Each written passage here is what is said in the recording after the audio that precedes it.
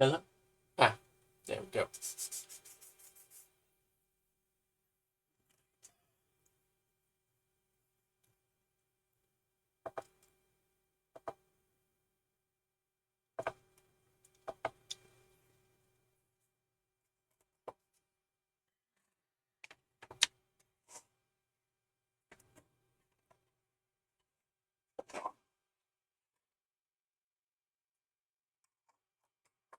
Stick that in B. That can come out of A.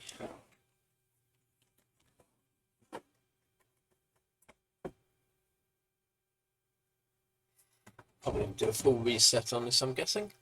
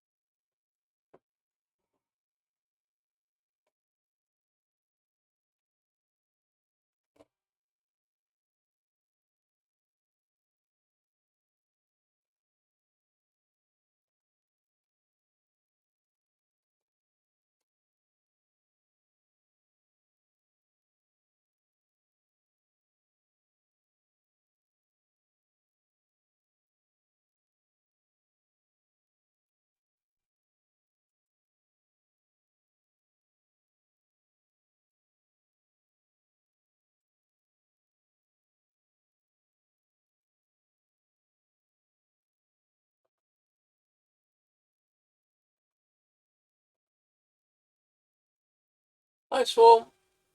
Well,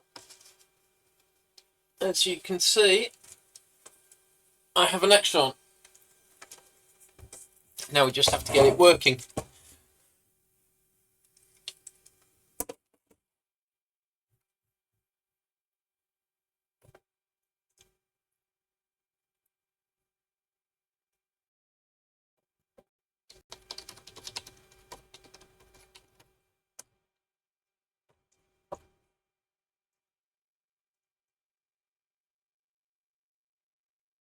That is port 7. Let's see if I've got some networking.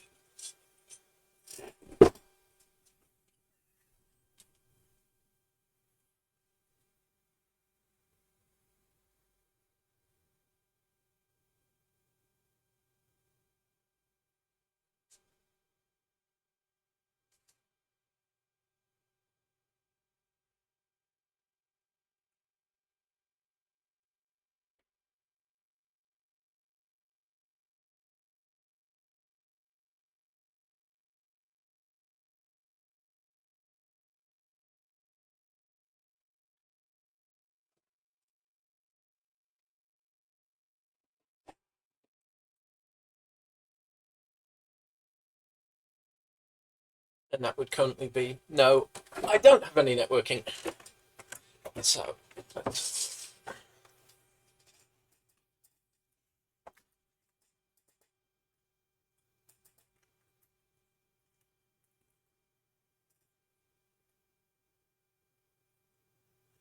looks like the cable's fine.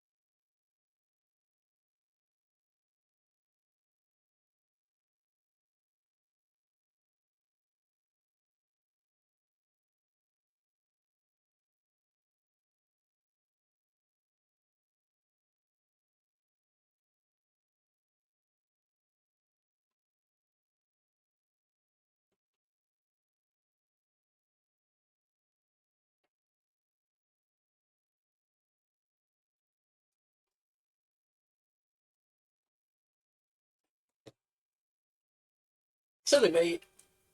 Wrong port on the patch panel. Right.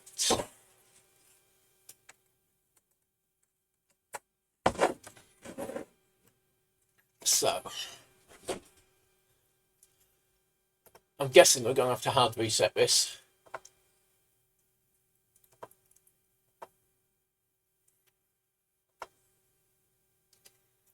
Battery notice. Do not replace the battery, it will explode. Who made this icon? Turn that down a little. That's a bit right. Software commands.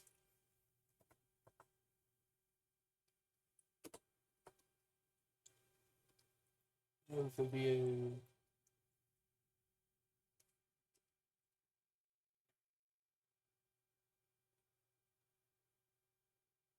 Ah.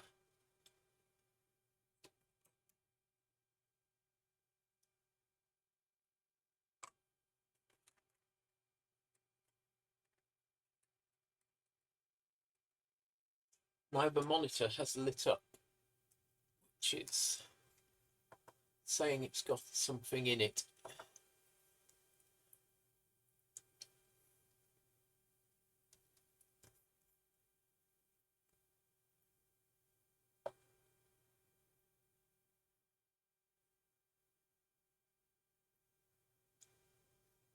One, two. Let's start there.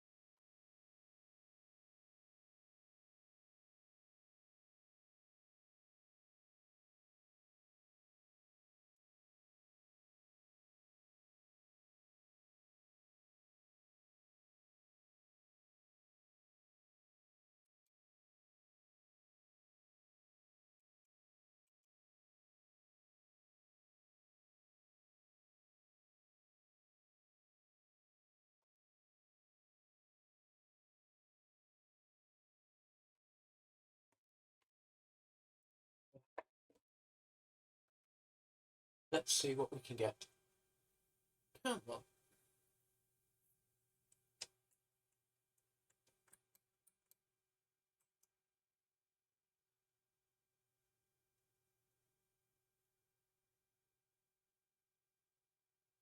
Ooh.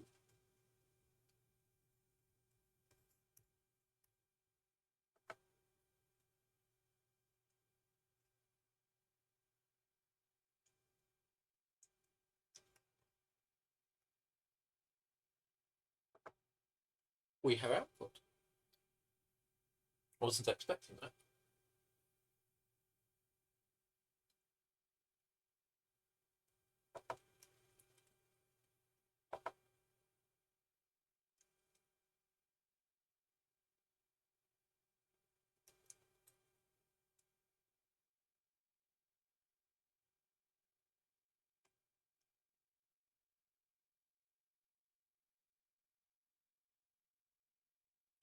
Might need a different monitor.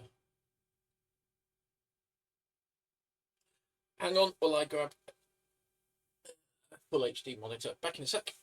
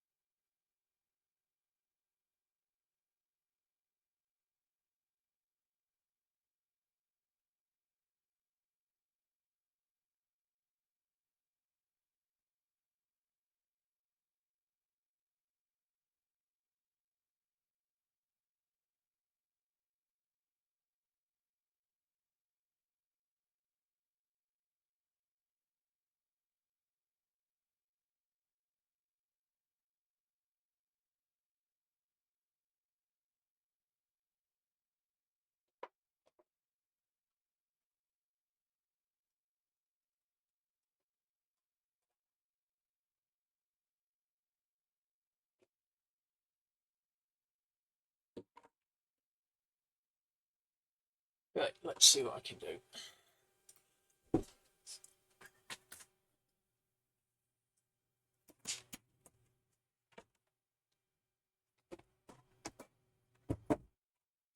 So it's a portable full HD screen.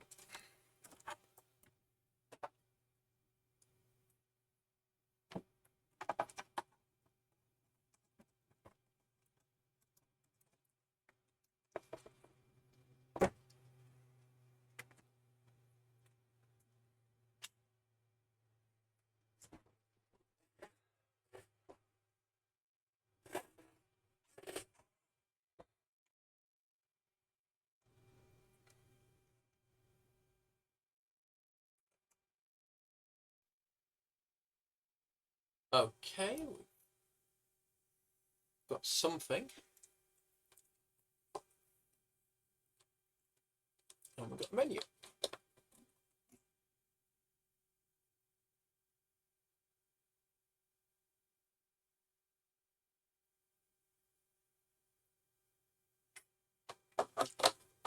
And a drink.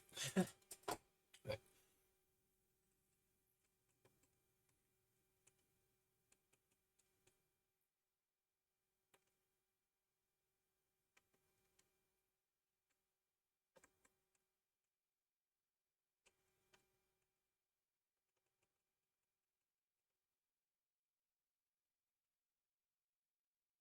Let's see if we can get into the right IP range. Oh, actually.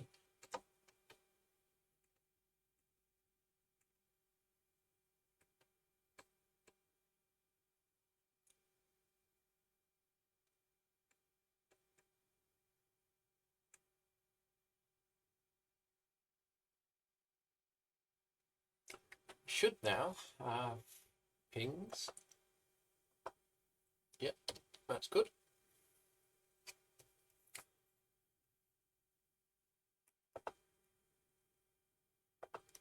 So,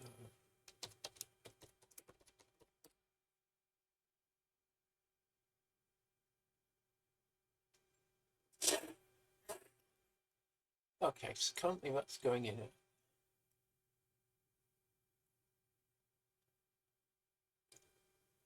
Maybe my best bet would be to do a full reset on this thing.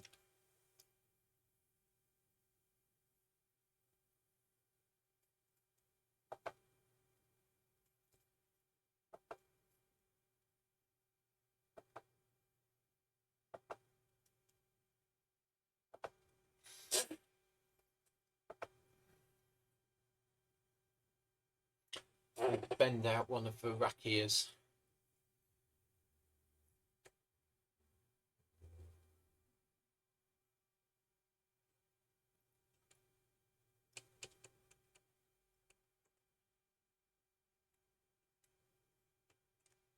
Put back into the HCP.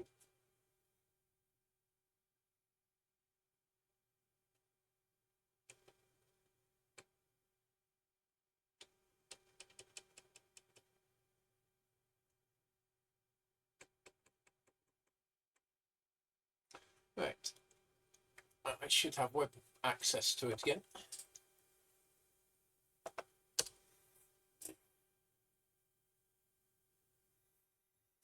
So input 1.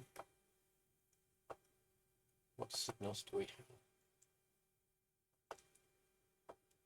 So call that SPGA 1.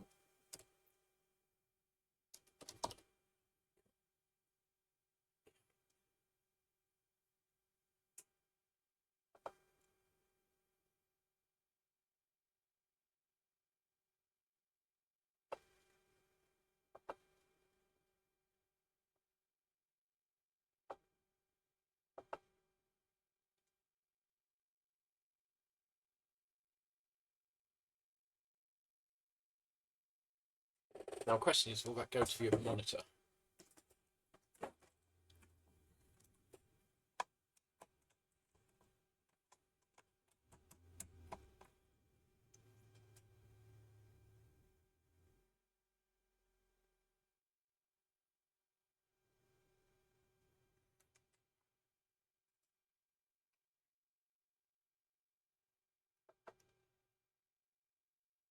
And the answer is yes.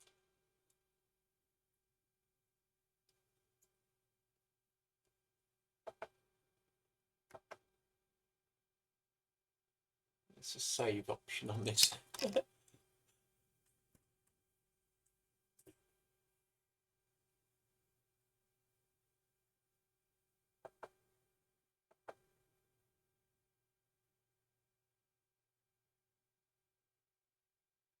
Okay, that's right, because of the output it's giving. Right. So,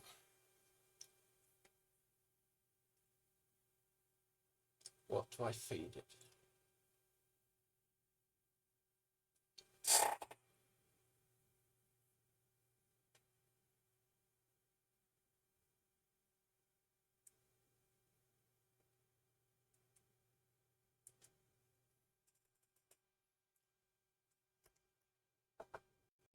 What we need here is yet another piece of equipment.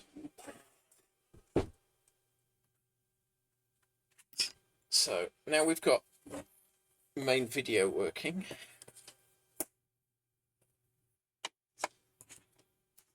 I'm going to do a bit of weightlifting. Back in a sec.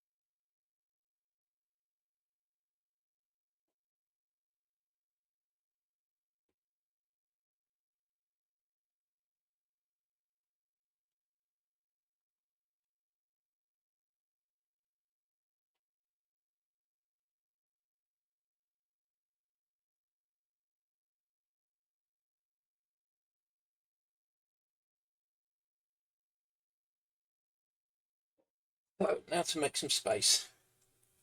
It's maybe easier said than done.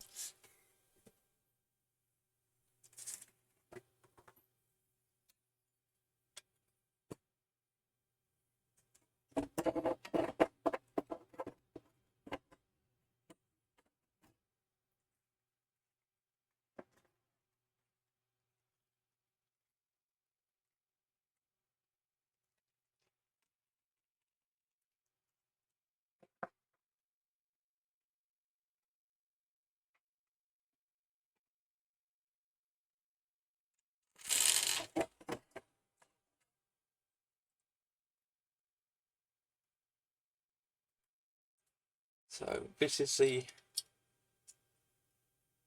little rack module I got. So we've got one U of rack.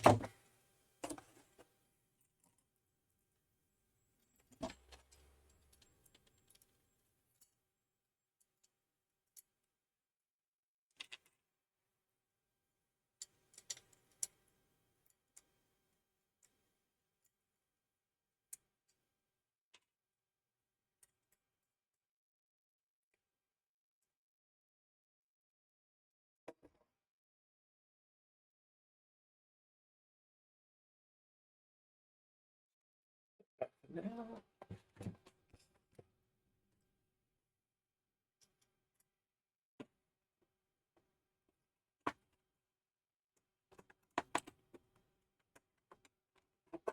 reveal the audio. I at a later point. So I need to move.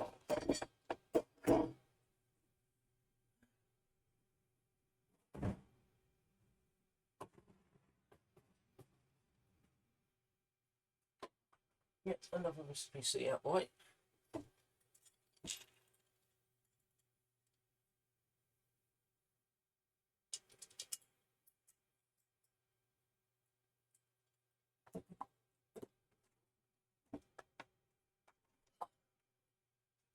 Get a screwdriver to fit.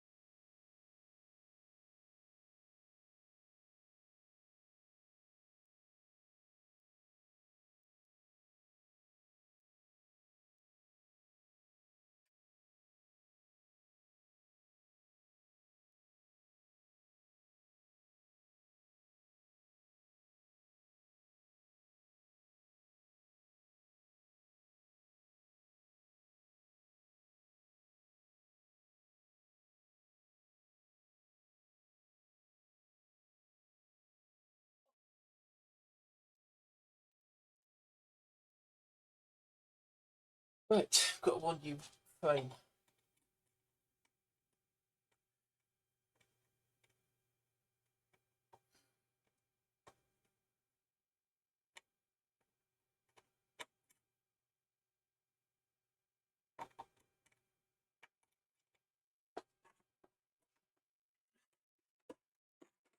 Start with that one.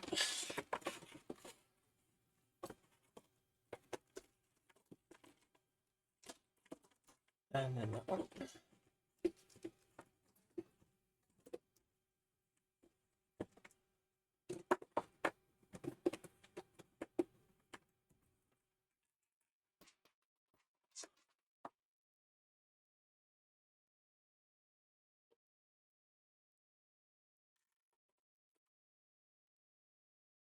Work.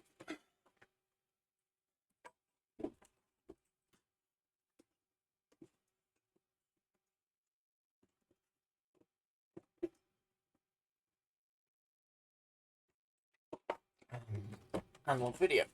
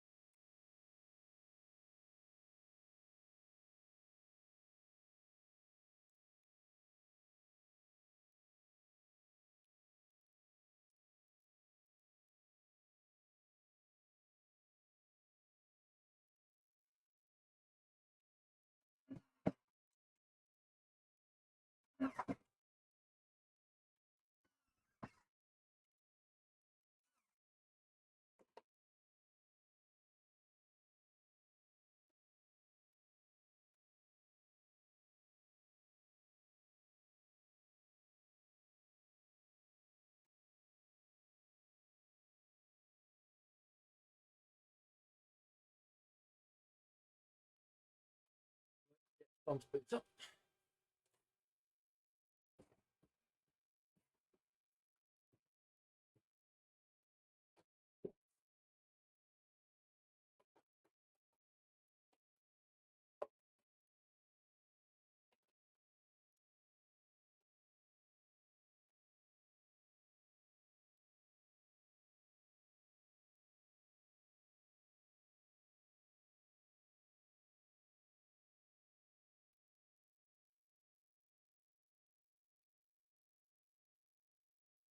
Okay, we've got a menu. Let's see if we can give it something to display.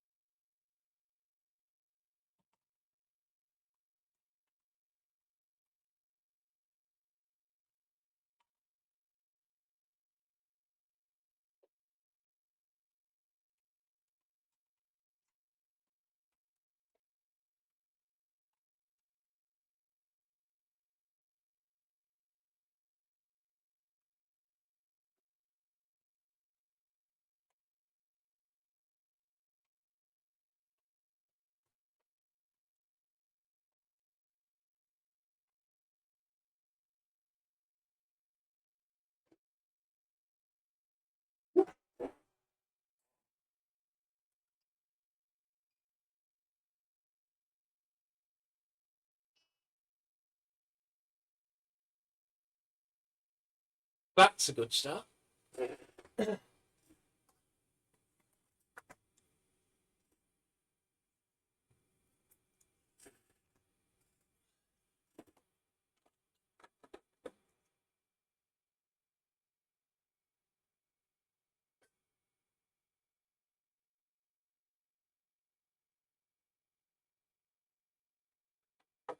a drink.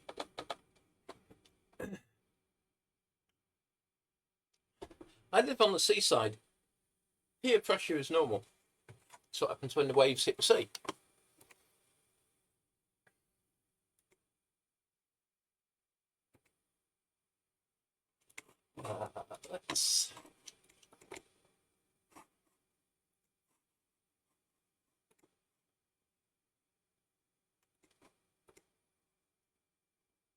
Let's try that.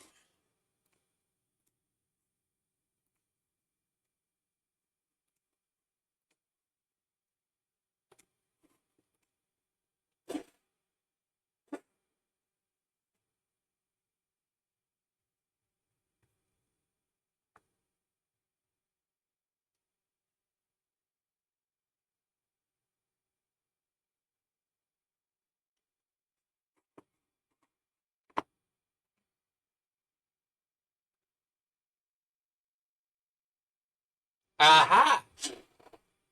It's letterbox, but it's working.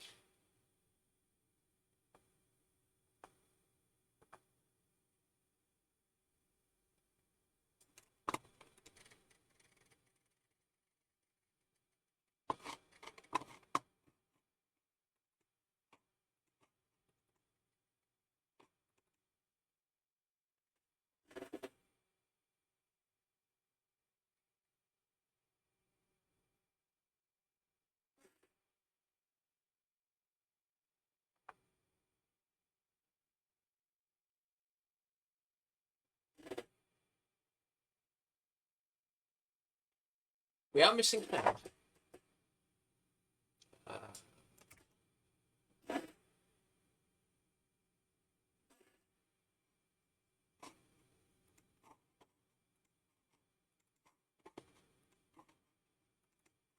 Because I disabled the sound for speaker reasons.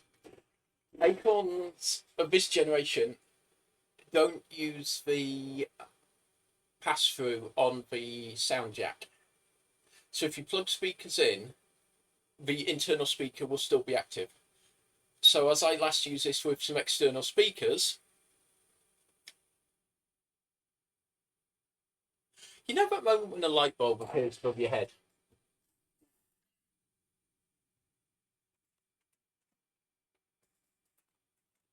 Let's get some real sound on in this action. Plug in there. Press that. You might have heard a slight hum and a click.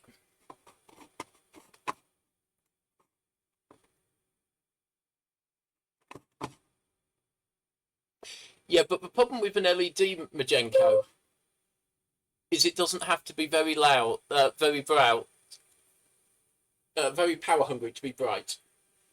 You know, the old Goon Show joke of what? 5 watts, folks. He's not very bright. It doesn't really work with an LED versus an incandescent.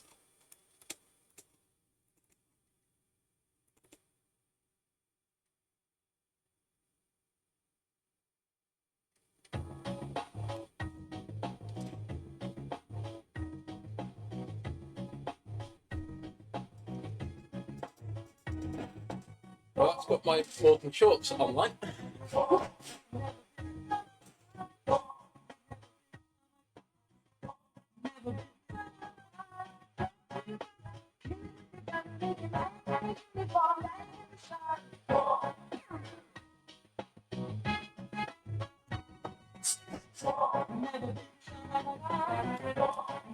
It's because it's picking it up through the mic. Yeah.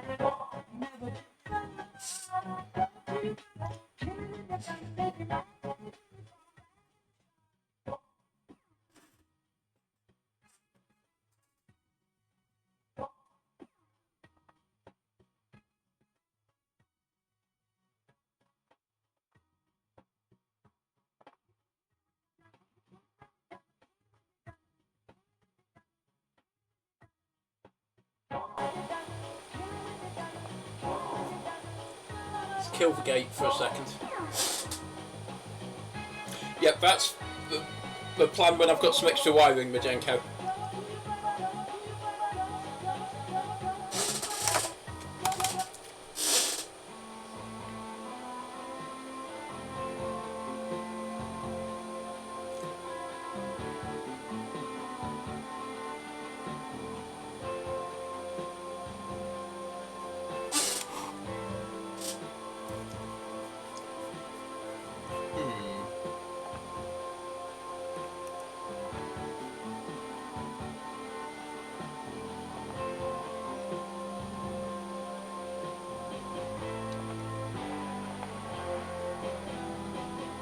We should have video output.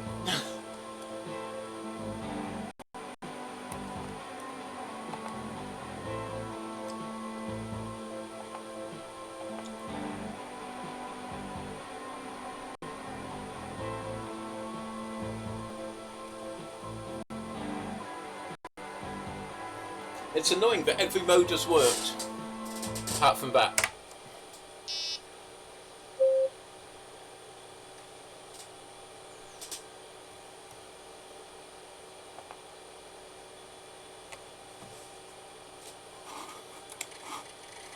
See if any other modes will be happy. What are we in? Okay, let's go to 15.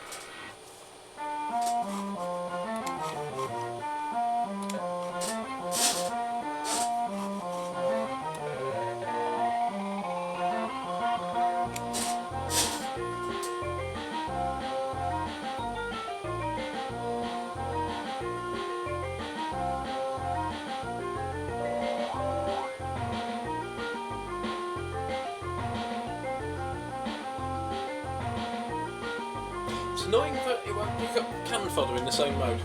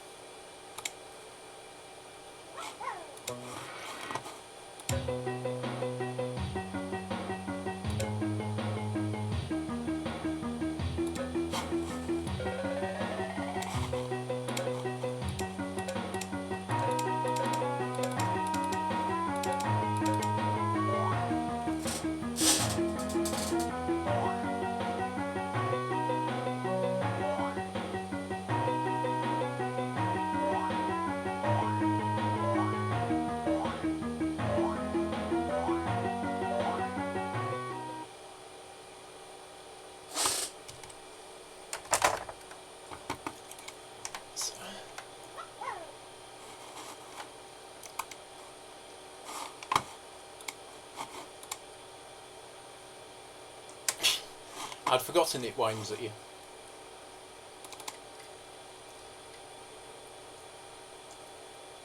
I need to get my copy of the code sheet.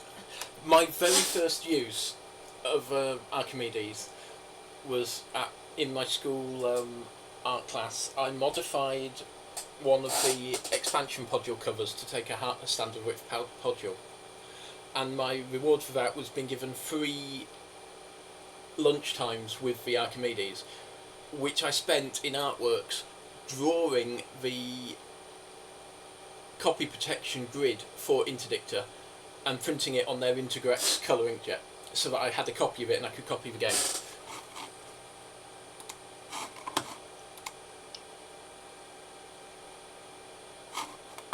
Bugger, I got lemmings in there.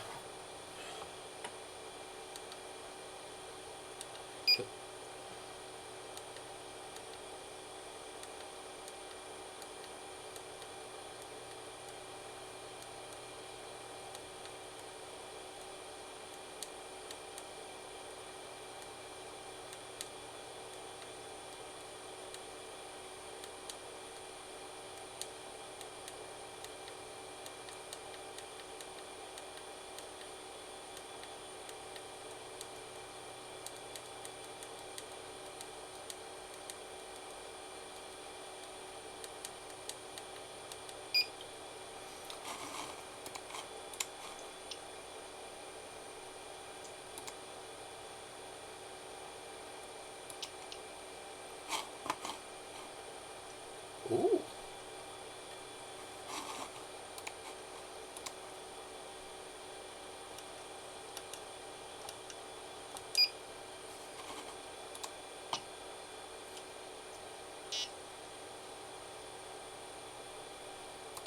The HXC is working. It normally doesn't want to do that.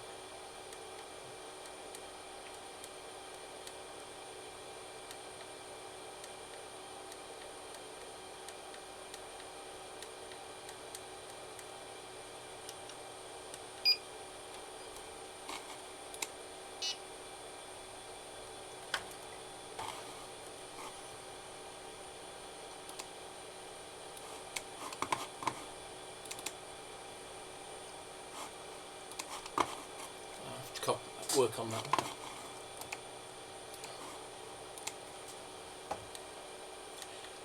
I have to remember to be back in the habit of dismounting a disc before I go into the next one.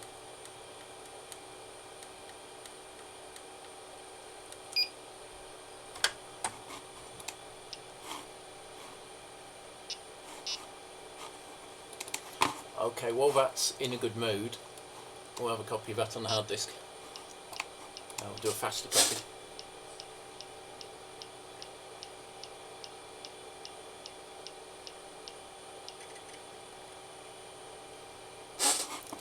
And I'll dismount that while I work on.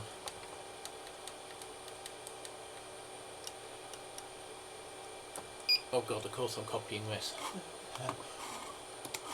It's the whole reason I have a collection of different acorns, a 3DO, PlayStation,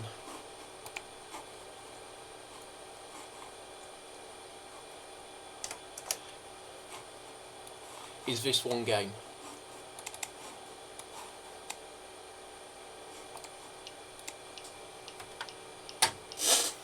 I mean, I'm an Acorn fan. I love my Archimedes and my RISC PCs. But when I played this, I used to play the demo of this when my mum used to go into school on the weekend to do some work. I'd go into the art department and use that A3020, because that's where that one came from, to play the demo of this game, which gave you a first level. Which I'm not going to be very good at playing, because I haven't got a keyboard in a stable position. But the fact that I'm going to call it GoTech, but the HXC is actually working, whereas half the time it says no, I don't want to work. It's like, no, I'm copying stuff while it's letting me.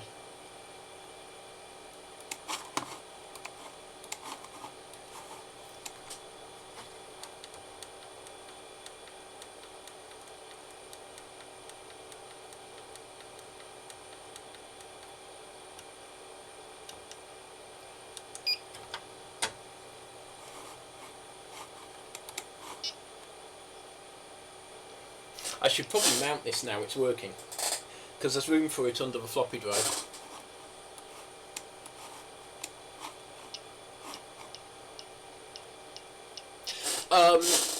An exclamation mark indicates a folder that is an application.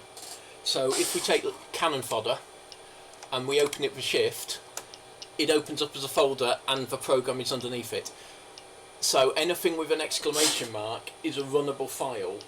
It could mean this is a script like fling run. You know, this is a code. It can also mean this is a folder that is an application.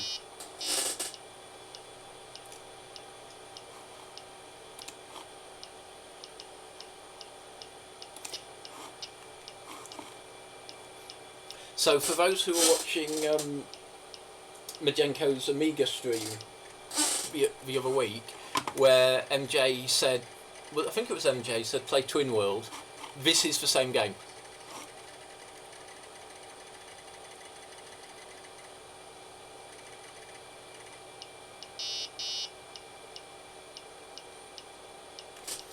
So.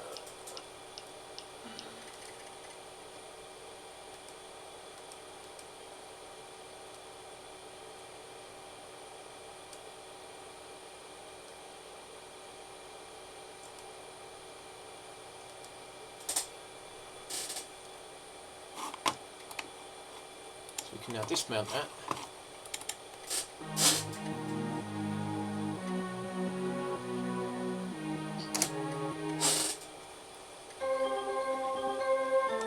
It's so weird to hear this at right speed.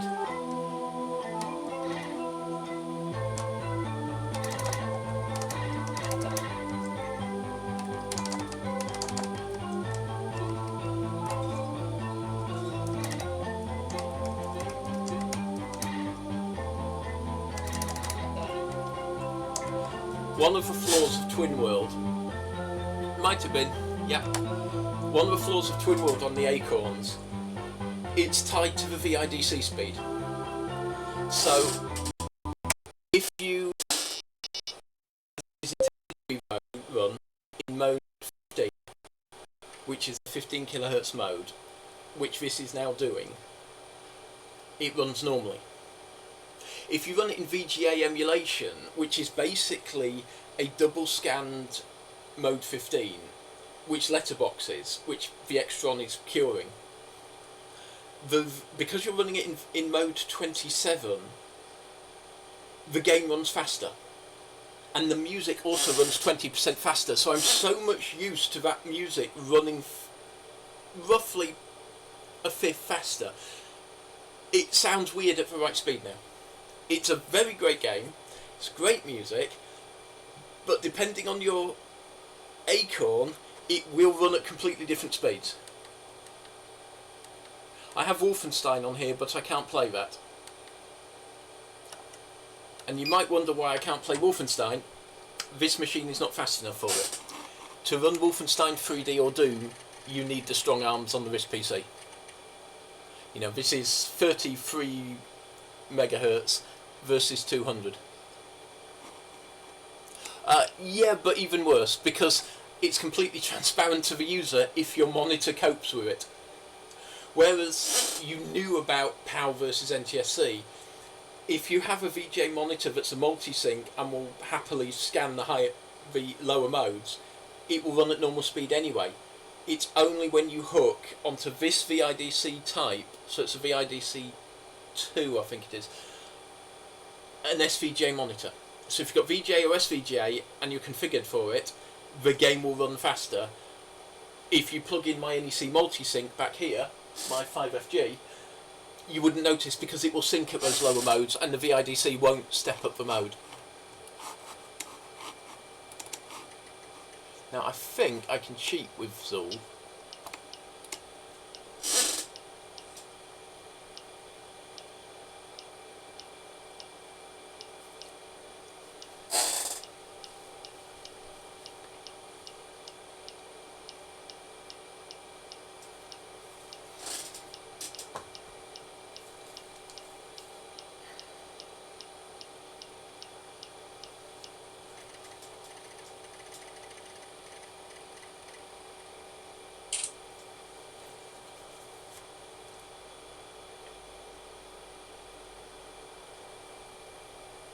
Well, this is why Majenko's been getting at me to do it with an Extron. I've been after something that could grab the video from the Acorns, feed it into OBS through HDMI, because then the capture's sorted because it's digital. We're not into the old Shelby issue of how do you capture analog video.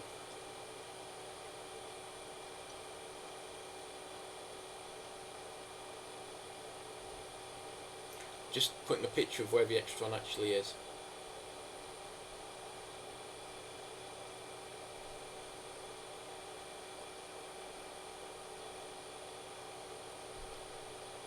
I guess what I'm going to have to do is build a connection block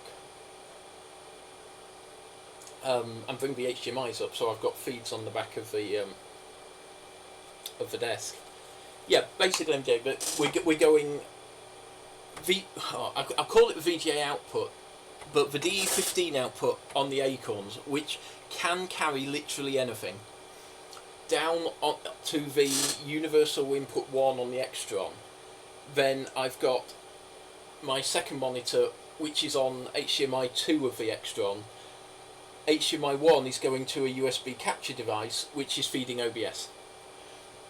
and of course it doesn't have any problems because it's as far as it's concerned, it's capturing digital video, so it doesn't have to worry about all the weird screen modes. I think this should be this too.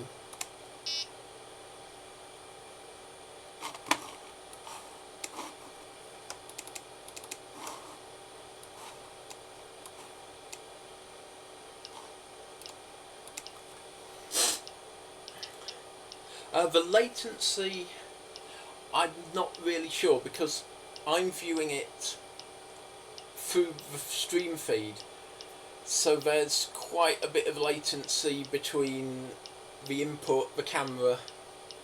Actually, that's a good point, I need to move that. There we go. It's because I've had to put the camera on top of the shelf, which meant it's no longer shielded from the light by the desk itself. So it should give enough light down without lighting up the lens of the camera again.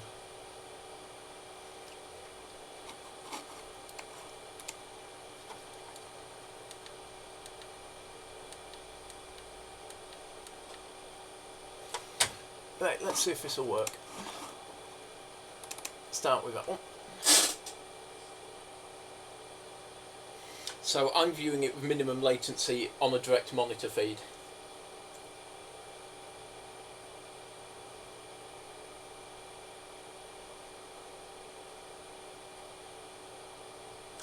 Right, I'm going to check that one because that was unhappy.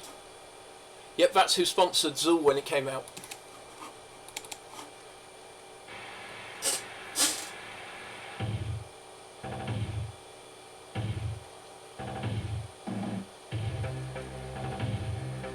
Well, to be fair, Majenko, I used to do RDP over a sat link, so latency I'm sort of used to.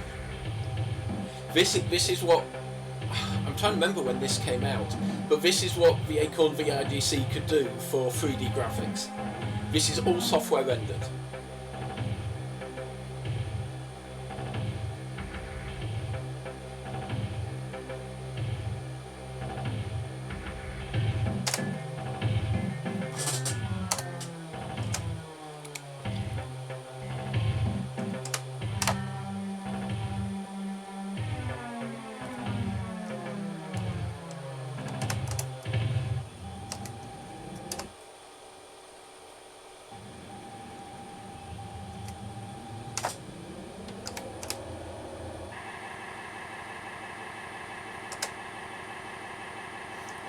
Didn't like me trying to send it that command. Yeah, but at the time, Swarm, everything else was sprite based, and you had the Amiga and the Archimedes doing flight simulators and space simulators like that with flat shaded polygons. And to be fair, you had an 8 MHz Amiga versus a 12 MHz Acorn ARM2. The Amiga had more processing power in its custom chips. The A400 had more power in the processor. I mean, it was limited to 26-bit mode rather than 32. In fact, quick tangent here. The difference between the Ionics and the RISC PC2, the never produced Phobie, is the RISC PC2 was going to have a 26-bit processor mode. So you could switch the processor from 26 to 32-bit mode, which means you could drop down for software compatibility. You could run 26-bit software like the A5000 will be running with no penalties in hardware. The Ionics, which uses an Intel strong arm, you were running in 32-bit mode and you needed the same patches as a strong arm in a RISC PC to make software work because it had to be patched to work in 32-bit mode. Let's see if that's any happier now that we've rebooted and cleared the memory out.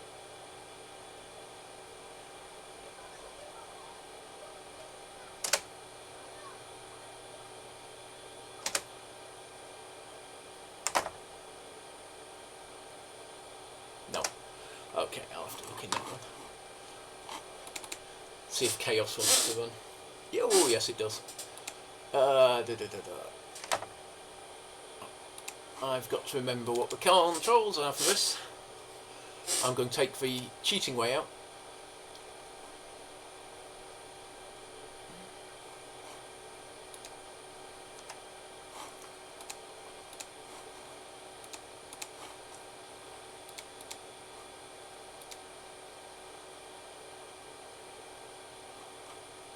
Okay, standard BBC keys. Oh, fudge. Okay, controls, player 1 keyboard. Okay.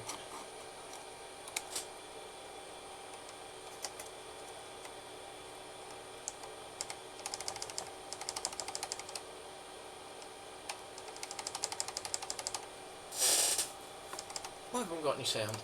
Let's reboot. You've got to admit, with the big speakers connected, this one really does feep.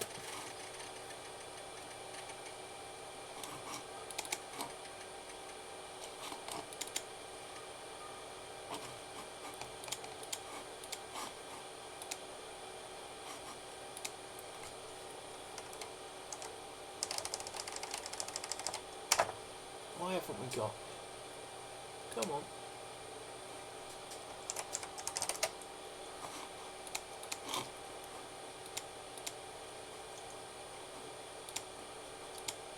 There we go.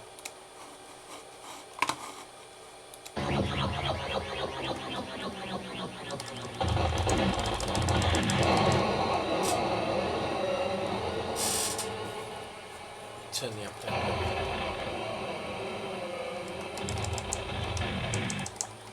This is why the particle effects is why this is called Spheres of Chaos, because as the levels go on, the quicker you shoot stuff, the harder it is to see the screen.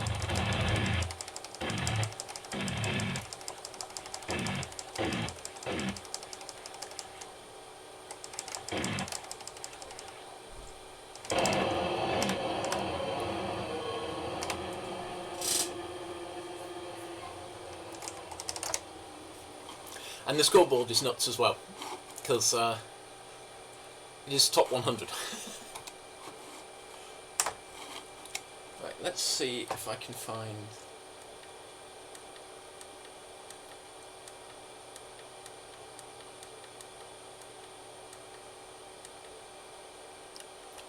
Of course, there is one thing I have to load onto this, because it's not an Acorn if you don't do this.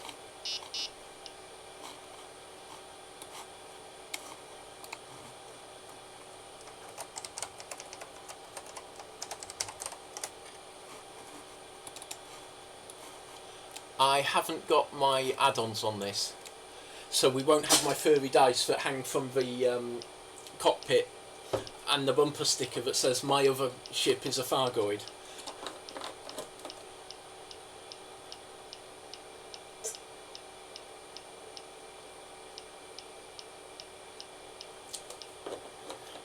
Of course, now the GoTech's working, I can get stuff onto discs to get it onto the other machines, because it will read the ADF files.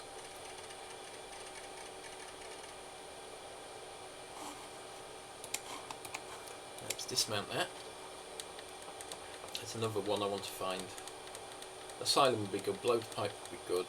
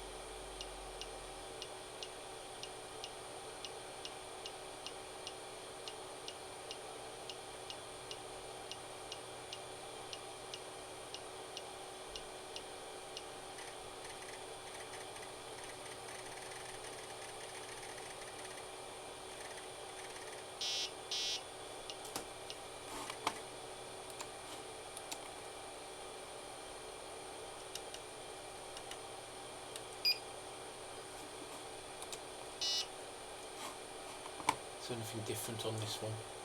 No. Okay. Yeah, when it comes to music, this always used to make me laugh. This is one I used to play because this one is more like a demo. It's your traditional. We're going to an Alkanoid clones. We've got to put music in it.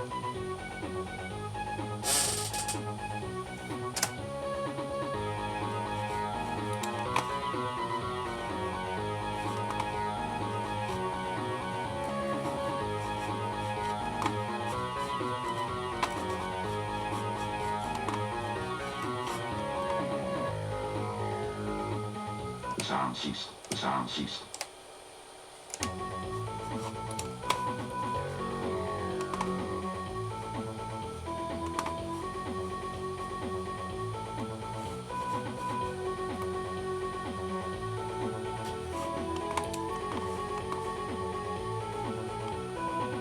The nice thing about this one is it, for the early machines, it doesn't even fill an 800k disc. You can fit the whole thing in there. So you can stick it on an 800k ADFS-D and play it on any ARM machine.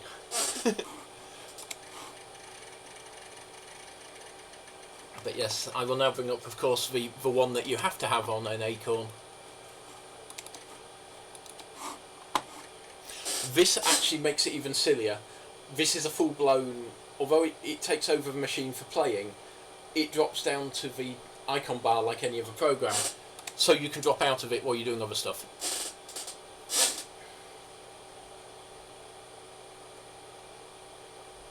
So there we have, instead of a wireframe, we have a filled-in Cobra Mark III.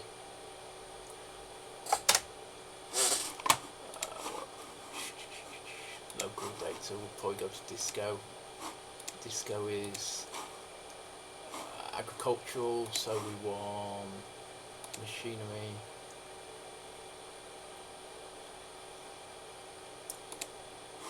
I can buy 1 ton. Let's go.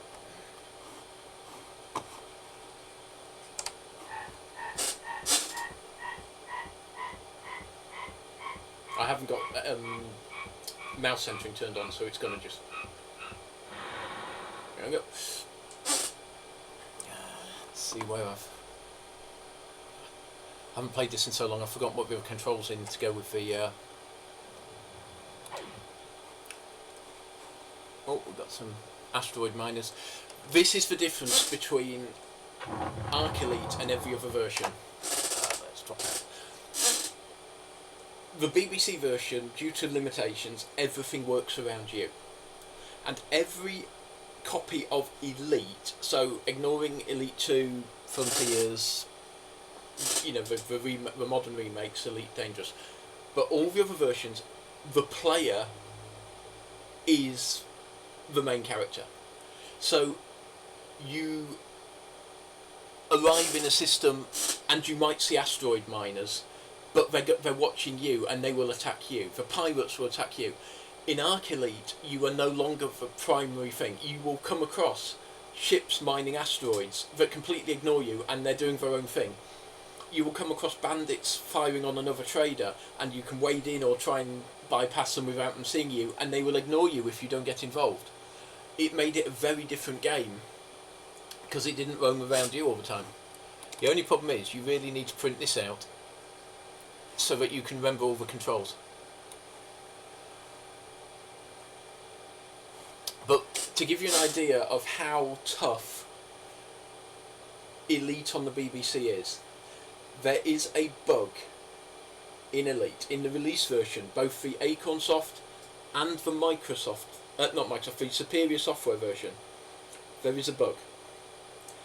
And it could be fixed in 2.5 bytes. They couldn't find 2.5 bytes of memory to fix it. Elite fills the memory so much there just wasn't anything spare. To give you an idea on the beam, Elite is drawn in 2 screen modes. The top of the screen is drawn in a 2-colour mode, and the bottom of the screen is drawn in a 4-colour mode, and every single screen refresh it changes mode at a specific scan line. So the top of the screen is drawn in one mode using 75% of the screen memory that mode uses, and then the bottom is drawn in a higher mode using more memory but only for that bottom section. Of course, you get to the Archimedes and the A series, and suddenly you've got 2 mega memory, and Elite will run in 1 meg. To give you another idea of how tuned it is, if anyone's ever seen and heard Elite running on a BBC, it's very distinctive because you've got a 5¼ inch floppy drive. So you do all your stuff in the station, you hit launch, you get the launching sequence, and then you hear the disk load. What Elite is doing is loading in the models for the ships you will see. So it will be loading in the space station because it has to have the space station. You know, you're launching from it, you might turn around, you'll see it. Right, got to have that. It might launch Vipers, so you've got to have the police Viper model, and so on and so forth. But it means if you're going somewhere else, it can load in different models for what you can see. The tape version couldn't do this.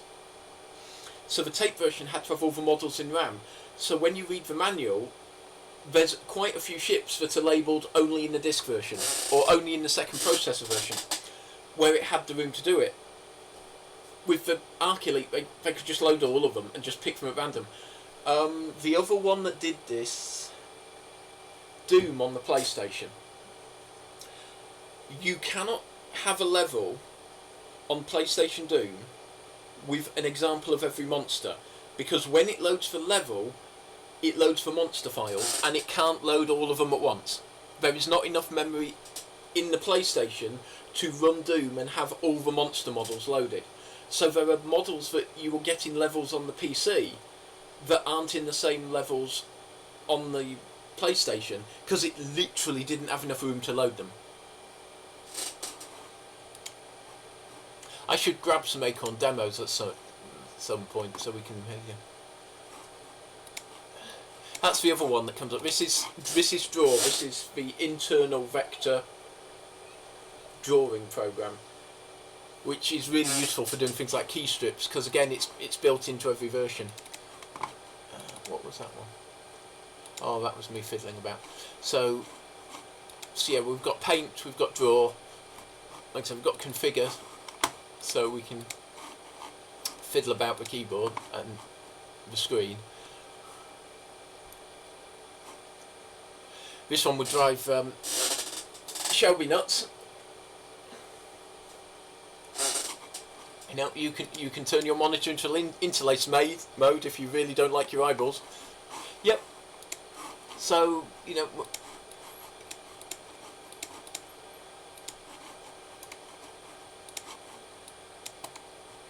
if we want to square, there we go. Take it from there to there. We can then select it, move the bits about, either by size, or we can use the adjust to move them. But the thing most people used it for was sketching out things like function key strips, because of course, being a non-sprite editor, you can just type stuff in, go back and change the text later, so you just have a standard frame. Well, as you saw with the Elite one.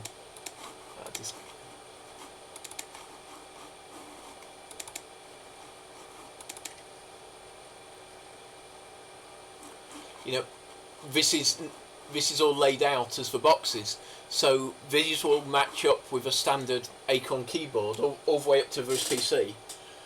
So you can just wipe out the text and build your own function key strip. The other thing is that the fonts on the Archimedes are, I'm trying to think of the best one. They're all anti-aliased. So if we go to a font, and you'll notice loads of strange names like Porterhouse and so on and so forth, Trinity, you will notice those are all names of Cambridge colleges, because Cambridge Computers Limited, Acorn. They named the system fonts. You can take Type 1 Adobe fonts and turn them into Acorn fonts for use on Acorn. And this, of course, is long before... This is when, if you're running Windows, if you wanted decent scalable fonts, you had to put Adobe Type 1 Type Manager on and use Adobe fonts, because TrueType fonts hadn't been integrated into Windows. They hadn't been invented yet. And again, Acorn had already done it. The window controls are actually part of a font. It's part of a system font. Hence it can draw them at any size, because it's a vector font.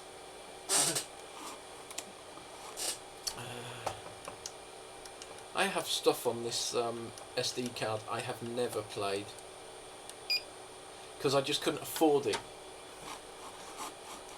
Let's kill off the extra programs.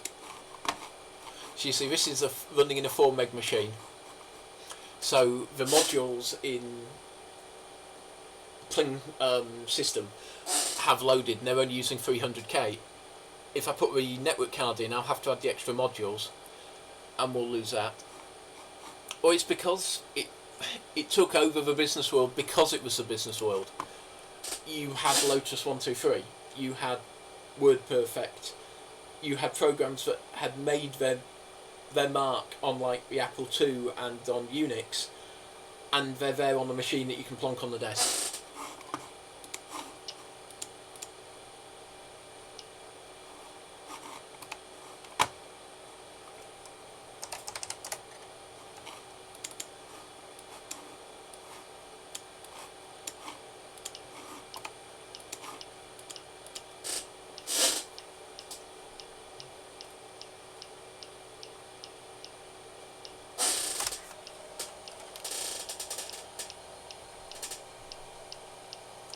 I'm trying to remember which one it is on this. I can't remember if the ARM is under the hard drive or in the top corner.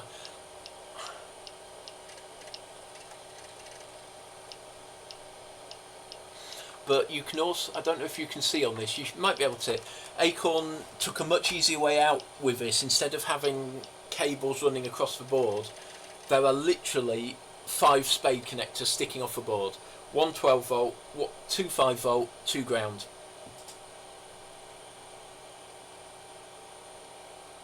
For the serial port, it does a DC to DC conversion to get the negative levels on the board. Let's see if this will run.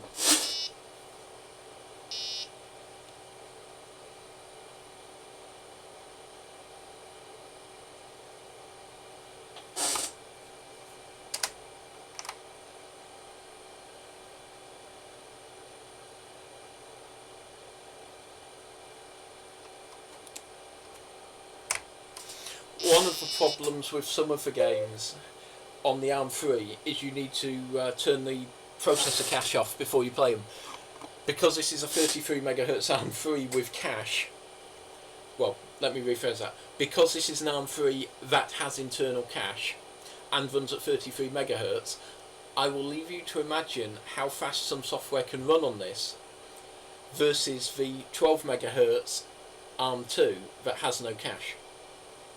When the 540 came out, which was basically a 440 with SRAM, with the first ARM2, with a 23 to 25 MHz ARM3, a lot of software was unplayable for games because it literally ran 3.5 times faster than intended speed. What else have I got on here?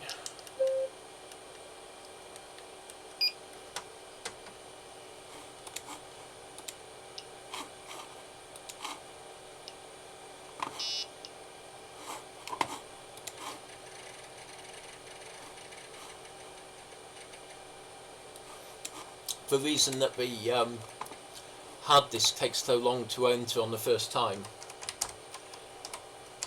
is because it's seeing system and going, oh, I need to load all these modules into memory. Like the Amiga, colourful big sprites were very much the in thing on the Acorns, because it was the same time, the same development ideas. So you get lots of, I'm going to call them cuddly characters. But when I use the term cuddly, I mean, you know, big and comfy. This doesn't stop them carrying a chainsaw.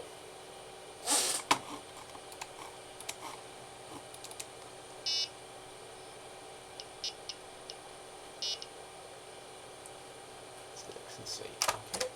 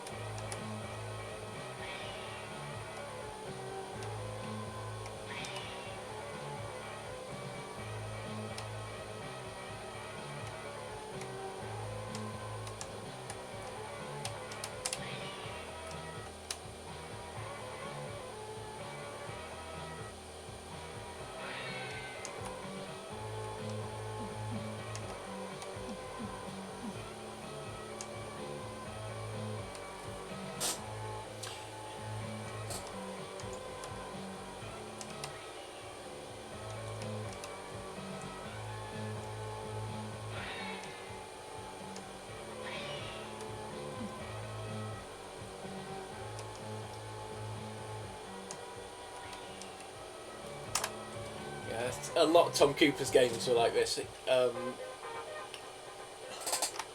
One of the other ones was, it was in the actual advert, something cycle. You play a character on a unicycle. So it's a platformer on a unicycle.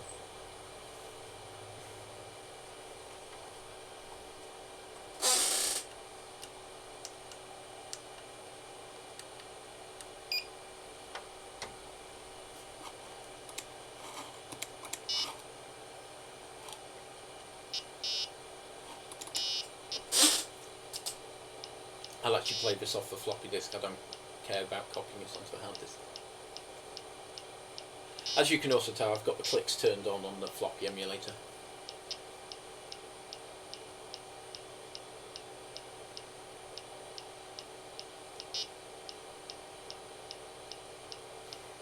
Guess I'll have to clean the A5000's keyboard now.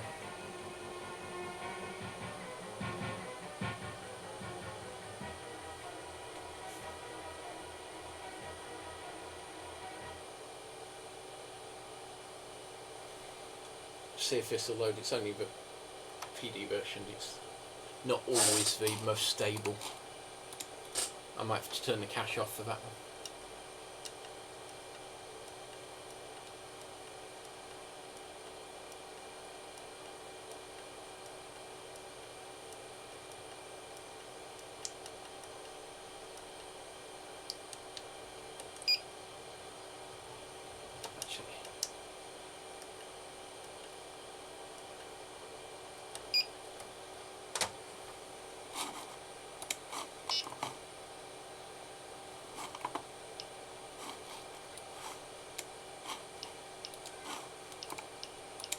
You've got to love the hard disk install system compared to, say, have an Amiga where you need WD load.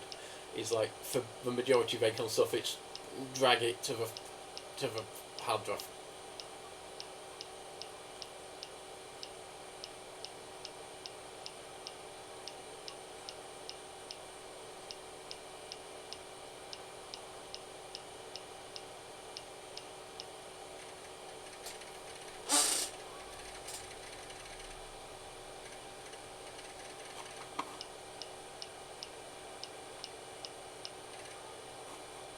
I think this is a sideways scroller.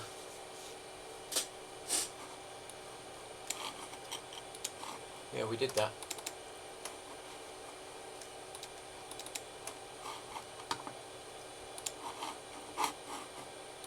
Yeah, load icon sprites.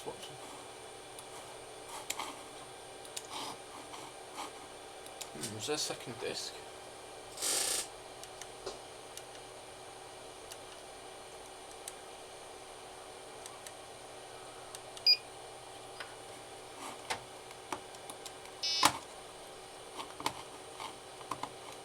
Yes, there is. Okay.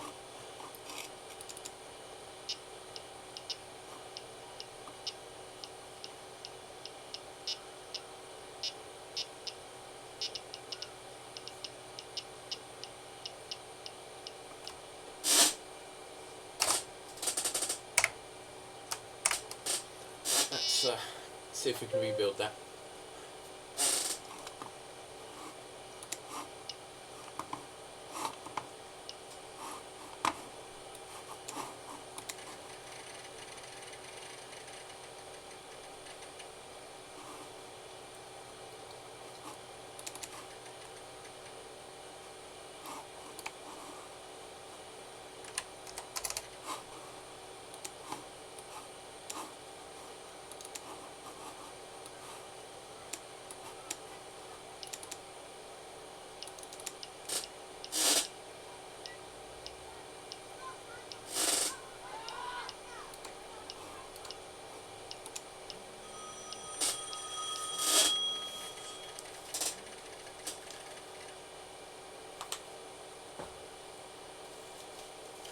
Suspected scammer, because 0845.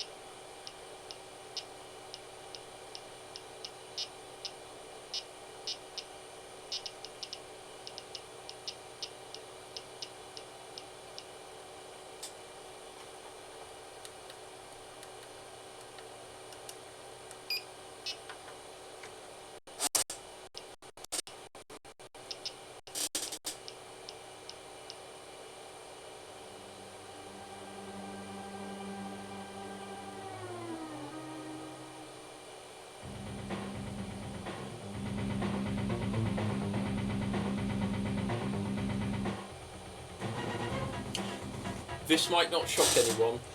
This was written by some people who were in the Acorn coding scene.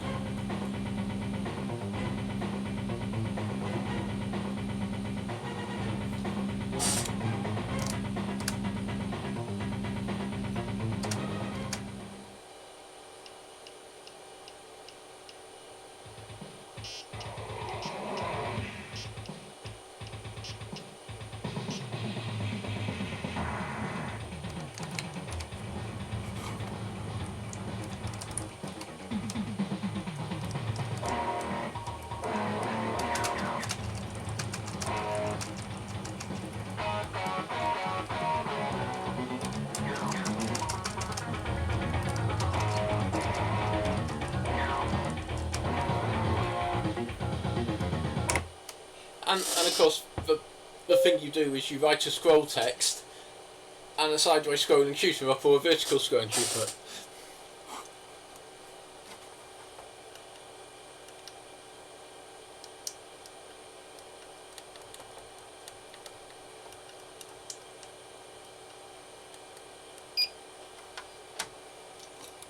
I'm so happy the HXC is working and the Gotek's working.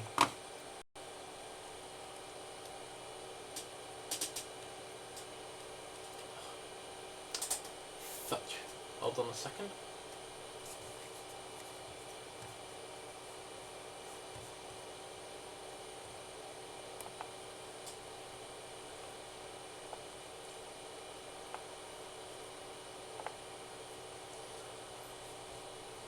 My screens have just reset.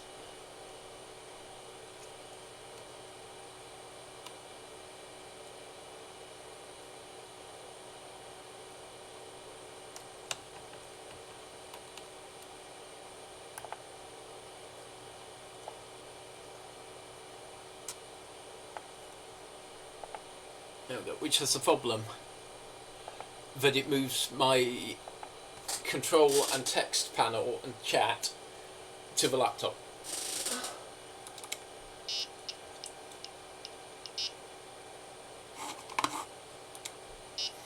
Is that because that vindicates you and says you were right?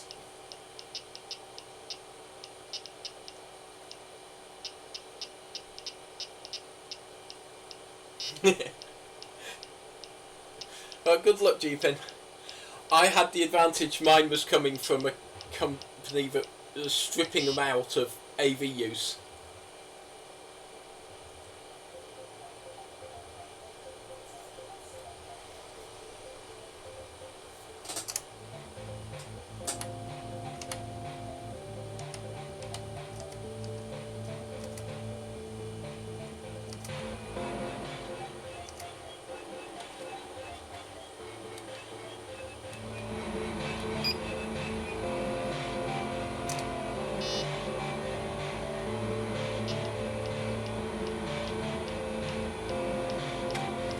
The problem I would have if I mount the HXC, I won't be able to see the screen on it.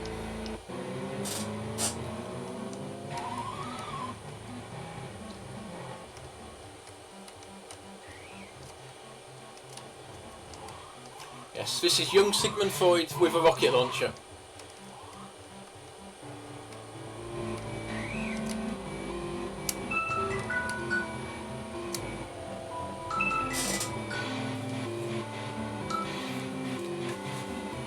Hello.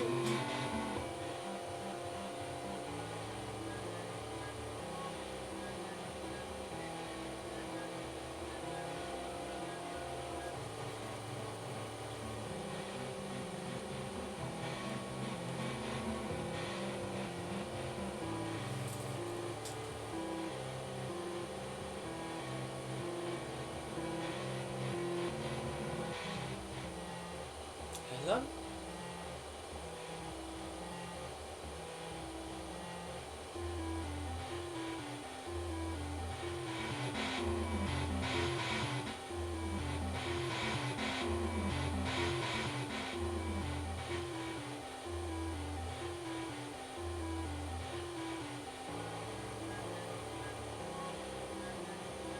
Hello.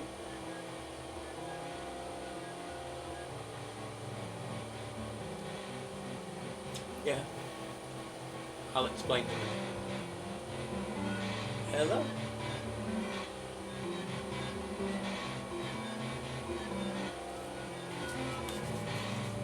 Scammer.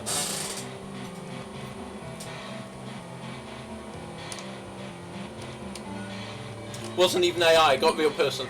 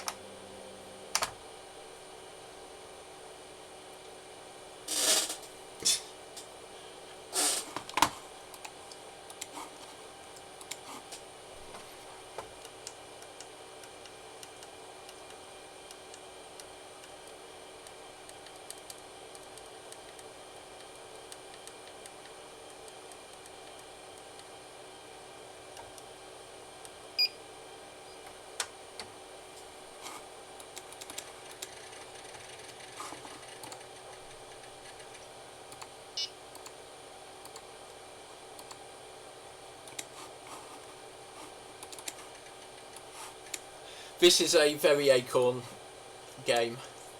The backstory of the original game is there's infestation of bugs in houses, so the military have set out to create a super soldier, and what they end up with is a 30 centimetre tall bipedal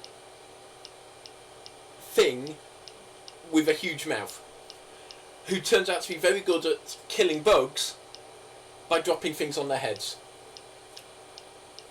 Bug Hunter 2 made this into a scrolling thing. The Earth is being invaded by aliens, let's send the Bug Hunter.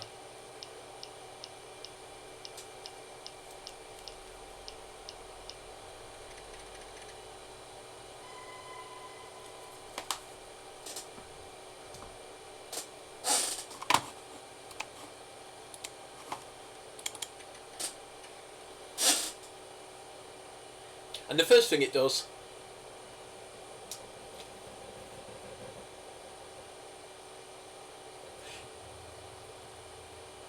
is drop a 1 ton weight on Repton.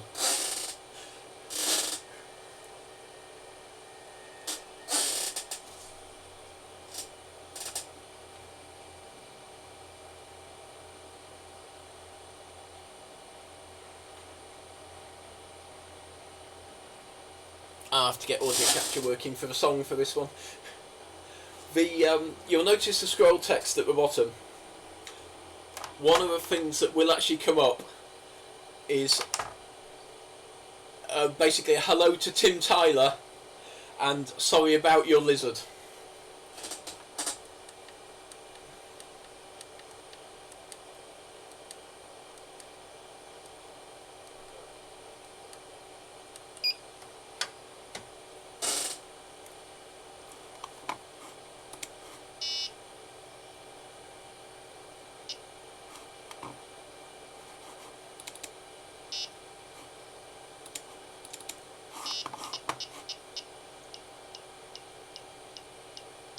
If this will work, this will be familiar to anyone who dealt with music in these days, because Cockanizer is a tracker. This was the main Acorn tracker.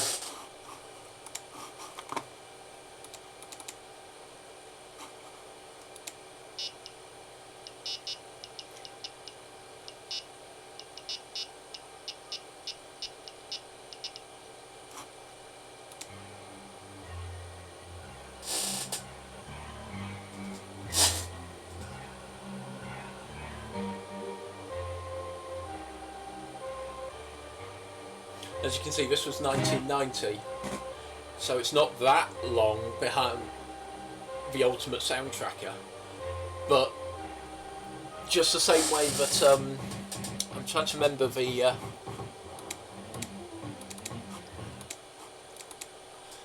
oh, what was his name? Someone else, when he wrote the Ultimate Sound Tracker, he was trying to expose which one is it? Mikachenko, which is the one? Is it the Agnes that does the audio in the Amiga, or is it Denise? Paula, thank you. That's a good idea, but the Acorn's got 8 channels.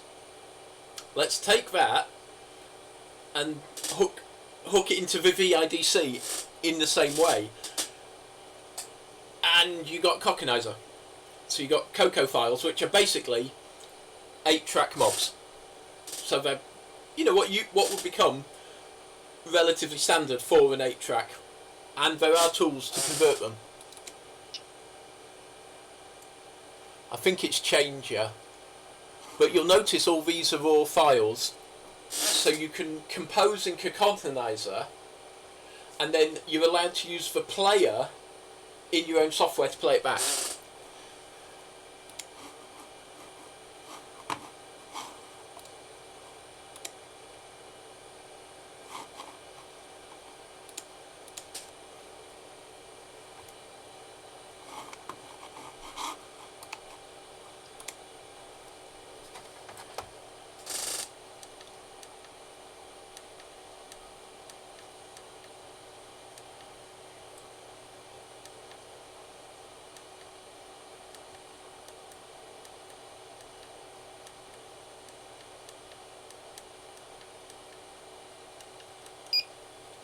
and one that Amiga and ST fans will recognise.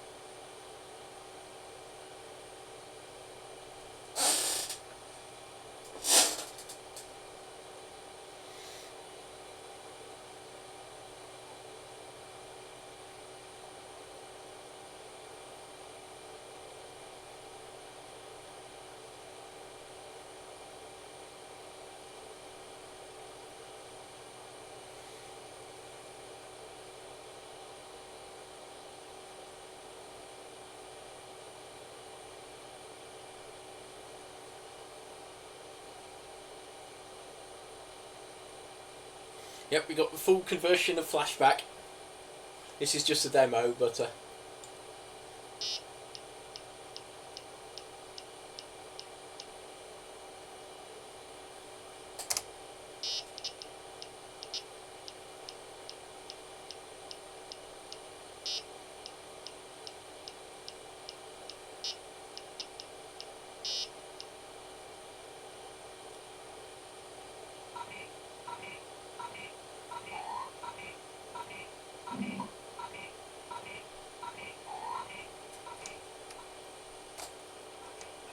it's quite weird for an Acorn game because it uses the cursor keys, and Acorn games traditionally use ZX,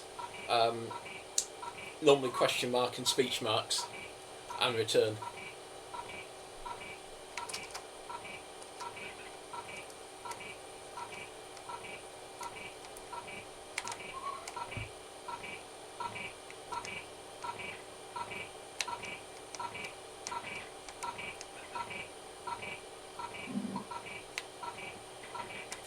But the graphics are pretty much identical to the Amiga version, because again we've got similar colour palette ranges, so they could do almost a direct conversion.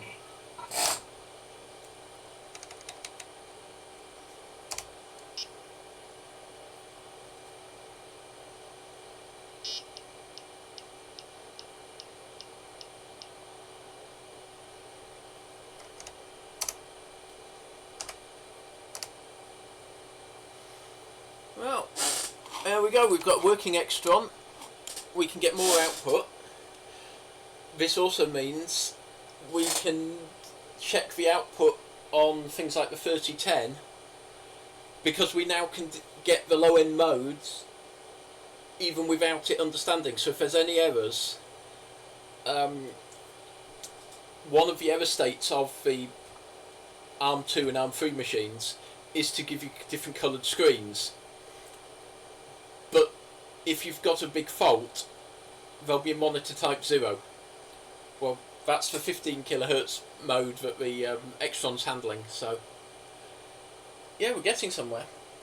All I've got to do is dig myself out from fitting it under the desk. But this is one of the reasons, if I move this out the way a little, and we go back to the big screen.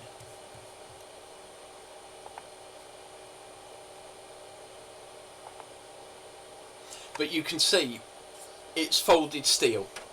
The 5000, the 300, 400 and 500 are not light computers. To be fair, Acorn's traditional market was schools. They had to build machines that would handle primary and secondary school children. The BBC used 2mm plastic. The original Archimedes used folded steel. All the way up to the 5000s like that, and then you get the RISC PC, which is ABS polycarbonate, in a similar mix to police riot shields. So they knew what they were doing when it came to dealing with kids.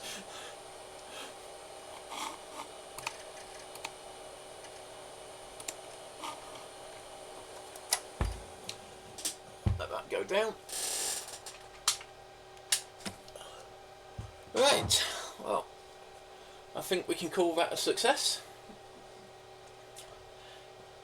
I'll let all this turn off, and we'll see what we can plan in for a stream to have a look at the 3010 and see if we can fix it.